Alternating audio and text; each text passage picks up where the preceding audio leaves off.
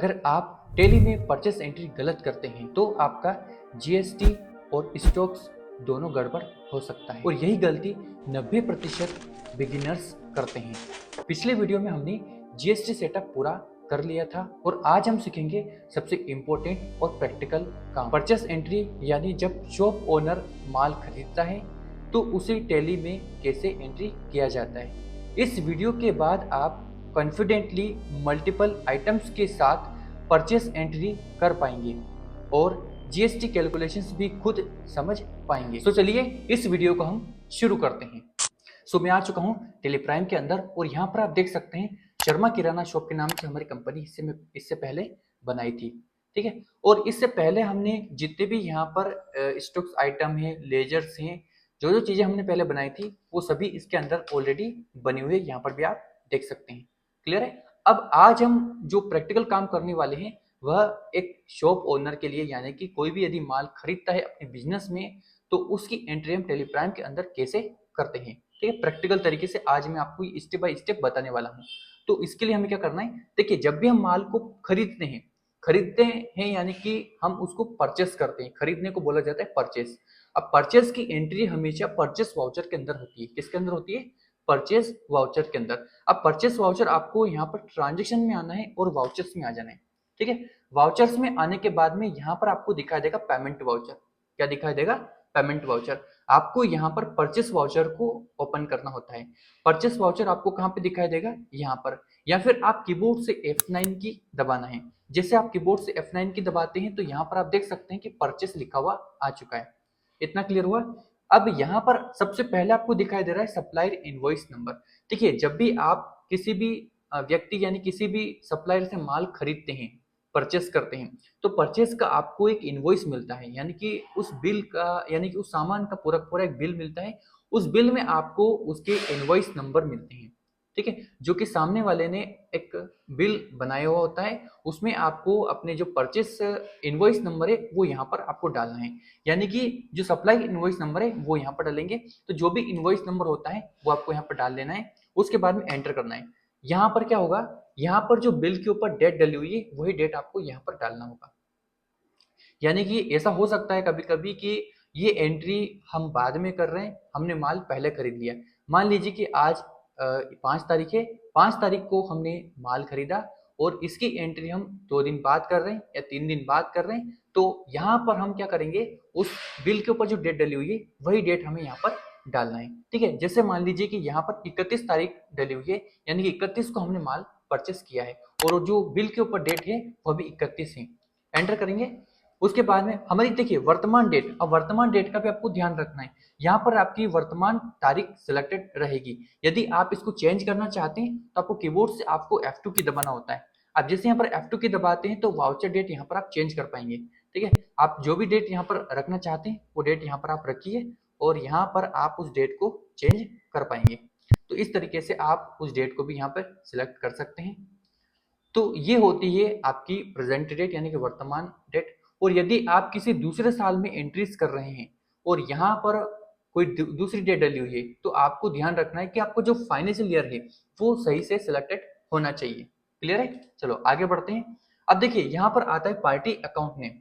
Party account name का मतलब होता है कि जिस व्यक्ति से आपने माल को खरीदा है उसका खाता यहाँ पर आपको सिलेक्ट करना पड़ेगा।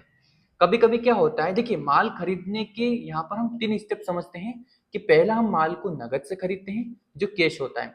दूसरा हम माल को उधार से खरीदते हैं, यानी कि हम उस व्यक्ति को जो रुपए हैं वो भविष्य में देने का दावा करते हैं या फिर वादा करते हैं, ये हो सकता है।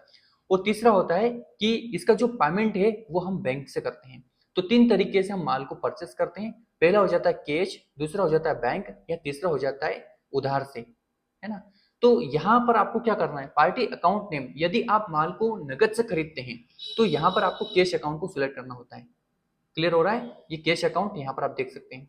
यदि यही माल आप किसी बैंक के पेमेंट करके खरीदते हैं, मान लीजिए कि आपका जो खाता है वो HDFC बैंक में है और HDFC बैंक का आप उससे पेमेंट करेंगे तो यहाँ पर आप HDFC बैंक का खाता भी सिलेक्ट कर सकते हैं, ठीक है। और यदि आप यह माल उधार से खरीदते हैं तो यहाँ पर आप उस व्यक्ति का लेजर सेलेक्ट करिए जिस व्यक्ति से आप उधार से माल खरीद रहे हैं, जिसके रुपए आप भविष्य में देने वाले हैं या 2 दिन बाद देने वाले हैं। देखिए कभी-कभी क्या होता है कि ऐसे सिचुएशन में ऐसी एंट्रीज भी होती है कि यहाँ पर आप जो पेमेंट है वो बाद में करते हैं, यानी कि आप खरीदते तो नगद से ही हैं, लेकिन आप उस व्यक्ति से, जिस व्यक्ति से आपने माल खरीदा है, उसका लेजर सीधा यहाँ पर सिलेक्ट कर लेते हैं और बाद में वापिस जाकर आप एक और एंट्री पास करते हैं जो कि पेमेंट की होती है। तो ये तरीका भी होता है और इस तरीके से भी बहुत सारे ऐसे अपनी एंट्रीज को कंप्लीटली करते हैं। इतना समझ में आया? चलिए अभी मान लीजिए कि मैं यहाँ पर किसी व्यक्ति से उधार से माल खरीद रहा हूँ, तो यहाँ पर हमें उस व्यक्ति का लेजर सिलेक्ट करना होगा। सो यहाँ पर हम जो माल खरीदने वाले हैं वो यहाँ पर गुप्ता किराना सप्लायर से माल खरीदने वाले हैं। और यहाँ पर अगर हम इसको देखेंगे तो ये हमारा सन्ड्री क्रेडिटर्स है जिससे हम उधारी से माल खरीद रहे हैं। और हमेशा याद रखिएगा जिससे भी हम उधार से माल खरीदते हैं वह क्रेडिटर्स में आता है और क्रेडिटर्स हमारे बिजनेस के लिए लाइबिलिटीज होती है। ठीक है, तो यहाँ पर भी आप देख सकते हैं करेंट लाइबिलिटीज के अंदर ये है। अब हम इसको सिलेक्ट कर लेते हैं, एंटर करेंगे। उसके बाद में यहाँ पर सप्लायर बिल फ्रॉम, आपको यहाँ पर कुछ नहीं करना है।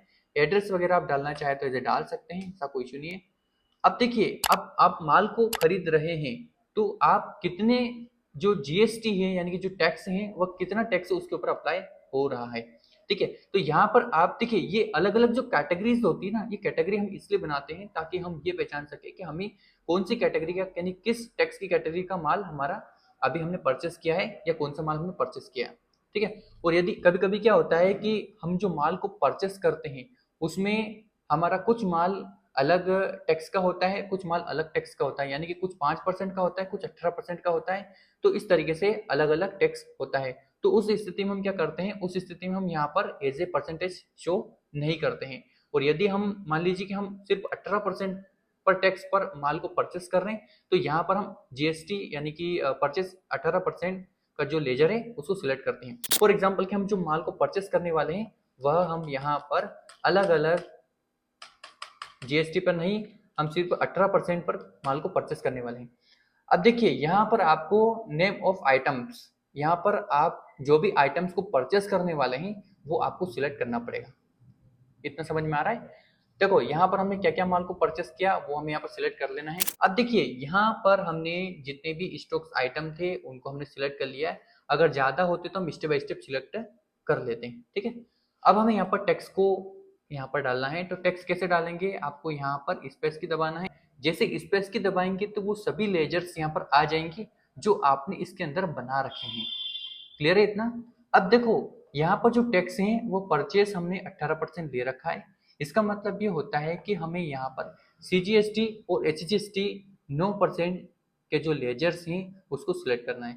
लेकिन यहाँ पर टैक्स क्या होगा, इनपुट होगा या आउटपुट होगा। तो जब भी हम माल को परचेस करते हैं तो टैक्स हमारा इनपुट होता है। तो यहाँ पर हमें इनपुट सीजीएसटी 9% को सिलेक्ट कर लेना है पहले। तो यहाँ पर आप देख सकते हैं इनपुट सीजीएसटी 9% एंटर कर लेंगे। तो यहाँ पर आप देख सकते हैं कि जो टैक्स हैं वह यहाँ पर ऑटो कैलकुलेट नहीं हुआ। ये जो कभी कभी जो टैक्स हैं यह ऑटो कैलकुलेट नहीं होता है। अब देखिए यहाँ पर हमने सारी स्टेप्स सही से की है, लेकिन ये जो डेट आपको दिखाई दे रही है यहाँ पर, ये डेट हमने यहाँ पर जो सिलेक्ट कर रखी है यह ओल्ड फाइनेंशियल ईयर है, यानी कि हमने अभी तक फाइनेंशियल ईयर यहाँ पर चेंज नहीं किया है। तो अभी हम यहाँ पर फाइनेंशियल ईयर को चेंज कर लेते हैं। इसके लिए हमें गेट ऑफ टैली पे आ जाना है। गेट ऑफ टैली पे आने के बाद में हमें यहाँ पर ऑल्टर F2 की दबाना है। इससे क्या होगा, आपका करंट पीरियड खुल जाएगा। यहाँ पर आपको इसका डेट चेंज करना है।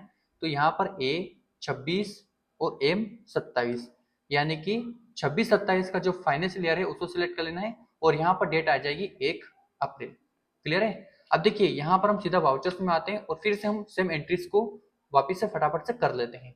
सो हमने यहाँ पर फटाफट से इसी एंट्री को दोबारा कर लिया है और यहाँ पर अब आप देख सकते हैं कि जो डेट है वो 1 अप्रैल 2026 हो चुकी है और यहाँ पर हमने डेट को चेंज कर दिया। अब देखो यहाँ पर हमें इनपुट सीजीएसटी और इनपुट एसजीएसटी को सिलेक्ट करना है। तो स्पेस की दबाएंगे और यहाँ पर आपको दिखाई देगा इनपुट सीजीएसटी 9%। हम जैसे एंटर की दबाएंगे तो आप देख सकते हैं 9% ऑटोमेटिक जीएसटी कैलकुलेट हो चुका है। देखिए जीएसटी जब जब कैलकुलेट नहीं होता है तो आपको यही प्रॉब्लम्स को सॉल्व करना है और समझना है कि कहीं डेट का इश्यूज तो नहीं है। और उसके बाद में यहाँ पर हमें इनपुट एसजीएसटी को भी सिलेक्ट कर लेना है। तो आप देखेंगे कि दोनों यहाँ पर कैलकुलेट हो चुके हैं। एंटर करेंगे अगर हमें इसमें राउंड ऑफ लगाना है तो हम यहाँ पर राउंड ऑफ का ये भी लगा सकते हैं। इससे क्या होगा कि यहाँ पर ये जो पीछे का जो दशमलव के बाद जो भी अमाउंट है ना, वो यहाँ पर राउंड ऑफ हो जाता है। ठीक है, इसके बाद में एंटर करेंगे और यहाँ पर हमें इसको ऑन अकाउंट रखना है या फिर हम न्यू रेफरेंस भी कर सकते हैं। ठीक है, तो अभी हम इसको फर्स्ट बार माल सेल करेंगे यानी परचेस करेंगे तो ये न्यू रेफरेंस होने वाला है। उसके बाद में हमें यहाँ पर नरेशन देना है।